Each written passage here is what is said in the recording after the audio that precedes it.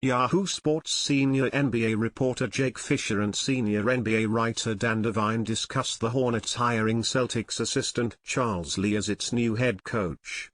Hear the full conversation on No Cap Room, part of the Ball Don't Lie podcast, and subscribe on, or wherever you listen.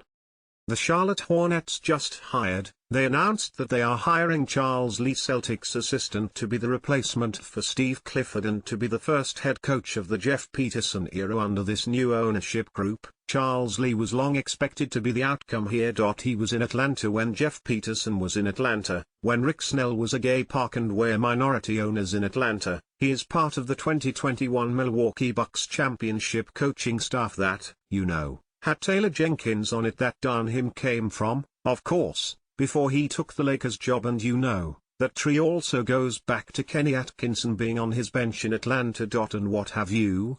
So, one of the young guys who was in plenty of interviews. By all accounts, he had every opportunity to kind of win the Pistons coaching search last year. That it seems, Tom Gores was always just trying to go out and pursue Monty Williams to begin with, but it seemed like still that was an earnest search at a point in time, and maybe a bullet dodged for Mr. Charles Lee, and maybe a bullet dodged for Charles Lee, because this is gonna be like a very, from my understanding and all my conversations with the guys there, like this is no new owner syndrome, trading everything to go compete right now. Like they know they're in a rebuild, you saw that front office with the kind of transitioning Mitch Kupchak situation with, a lot of direction from this ownership group. Pull a pretty rebuild. The TM move after move at the trade deadline with Terry Rozier and getting a pretty good first round pick value. I think back for him, they got some stuff back for Gordon Hayward that I was a little bit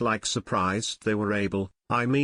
They got a top 2 protected pick for PJ Washington from Dallas. So this is the perfect opportunity for a first-time head coach.